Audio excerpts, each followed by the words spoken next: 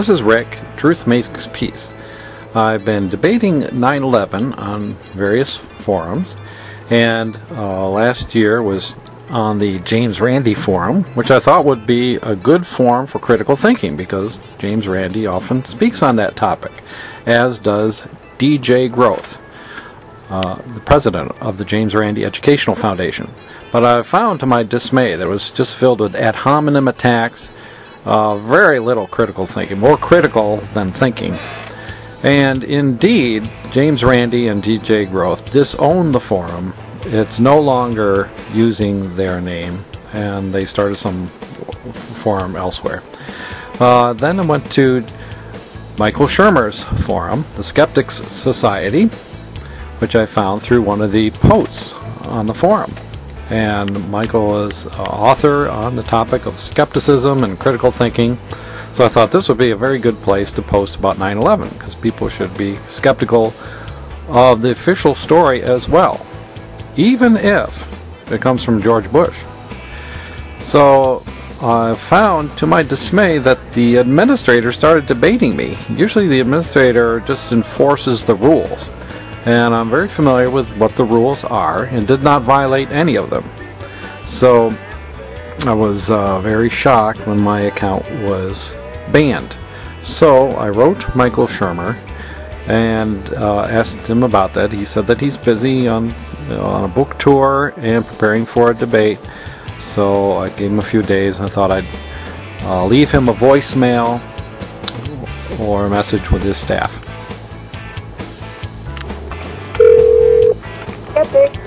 Hello, hi. May I speak to Michael Shermer, please? He's in here. May I take a message? Oh, I could. Does he have a voicemail? That would be me. Oh, okay. Well, let's see. Is there a time that I could speak with him? You know, he keeps his own schedule, so I don't know when he's in and out. Okay. Well, I know he's busy preparing for a debate, and what I wanted to talk with him was about a situation. I emailed him a few days ago, and he answered. You know, it's very important. Yeah, that's the best bet.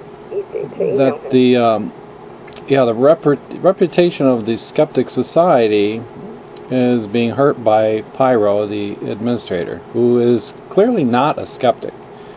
He's opposed, and he's supposed to be neutral. And I enjoyed the discussion that Michael Shermer had with Alex Sakaris, and enrolled in his forum. And I'm a member of the Skeptical Society currently, and I like being a skeptic. I've always been a skeptic even as a child in Sunday school. My master's degree was on critical thinking ability and using the Watson-Glaser critical thinking appraisal, an exam administered to test subjects. But I was banned for being skeptical on the Skeptic Forum, and that's bizarre. I was skeptical of the official story of 9/11, and so he's debating back at me, defending the official story, and often his arguments I was able to easily turn against him, because he would send me a photo of the steel that went 600 feet laterally, and so my response was, well, how did it go laterally when there's gravity going down, but how does 6-ton steel go sideways? So a true skeptic applies skepticism to both sides and is skeptical even if it's an official government story. And people judge the forum by Michael Shermer's. His photo is often at the top of the forum. It alternates between Richard Dawkins and... Hold on, there's one that may be able to help you. Hold on just a moment. Yeah. Okay. Hi, what was your question? Oh, okay. Well, I wanted to speak with Michael. I gave him a few days, since my email. I know he's busy preparing for a book tour and things like that, but I was concerned that, and as a member, I'm a member of the Skeptics Society, that the reputation of the Skeptics Society being hurt by a forum administrator who's clearly not a skeptic, and the administrator is supposed to be neutral. And I enjoyed Michael Shermer's discussion with Alex Sakaris and enrolled on his forum. But I do miss the Skeptic Forum, and I've been a skeptic since I was a child. Go up to the point. If you have somebody who's highly disruptive, it's my understanding they kick him off. Because otherwise the forum would just degenerate. You really do, it's like letters to the editor. You got to meet certain standards. Well, yeah, I was meeting those standards and putting links to scientific research journal articles, peer-reviewed articles, scientific results, references to PhDs in physics who question the official story, and there are none who support the official story, to the point that nobody would debate for the second year in a row. The 9/11 physics debate, Dr. David Griscom won by default, and we are trying to find any PhD in physics out there who's willing to defend the official Bush story of 9/11, and none are, because it violates Newton's laws of motion.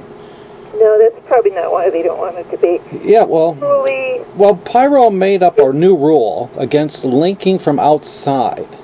Now, that would be a good thing, right? That's how I found about the Skeptic Forum. There was a link to a post. I'm just saying, generally I find when people will not debate, it's because the person is way out on the edge of something. Like, we had a climate denier come, and we couldn't get any of the real climate people to debate him because they didn't respect him enough. Mm-hmm.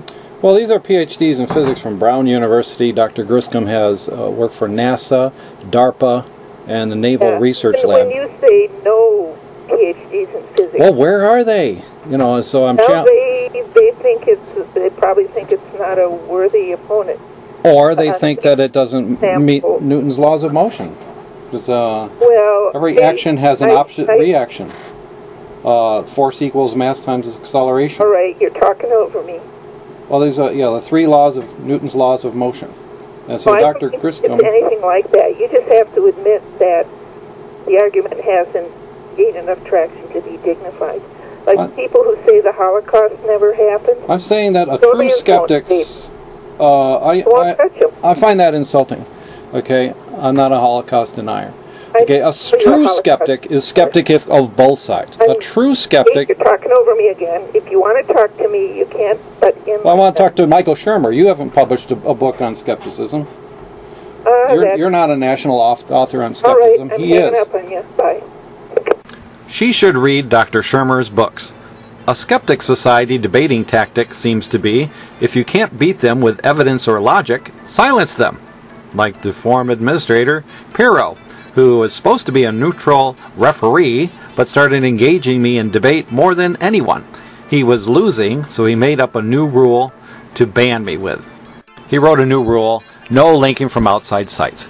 I love how she talks about these high debating standards they have on the forum, like no linking from sites skeptical of the Bush story of 9/11, ad hominem attacks, childish, irrelevant posts, and equating donations with Holocaust denial. Here's one that Pyrrho had permitted, about a guy dumping a dummy off a balcony, which has nothing to do with 9/11. Then here's one from JREF, Beechnut. Truthers lie, lie, lie. Blah. Oh, very high standards. And then McLaugh's, I'm not insulting Dr. Griscom. And then he proceeds to insult Dr. Griscom with things I don't want to even mention. And about a doctor who's published over 200 papers in peer-reviewed journals. And it goes on, I'm not aware of any American expert who have published a paper that backs up the claims of 9/11 truth. Well, he refuses to read them, and I've sent him again and again the links on 911ca.org, which is 9/11 collected articles and include peer-reviewed journal articles in non-truther journals. Plus, not to mention the Journal of 9/11 Studies, which has over 60 papers which are peer-reviewed. Then there's Matthew Ellard, who equated accepting donations with Holocaust denial, saying, here's the page where they accept donations. And he fails to look in the upper right corner of the screen he's typing on, and you'll see that the Skeptics Society accepts donations. In contrast, my posts were based on evidence, healthy skepticism with links to published studies and scientific research journals. Be skeptical. Check for yourself. On skepticforum.org, look under the category Conspiracies. Hello, the Bush story of 9/11 is a conspiracy theory of the 19 hijackers.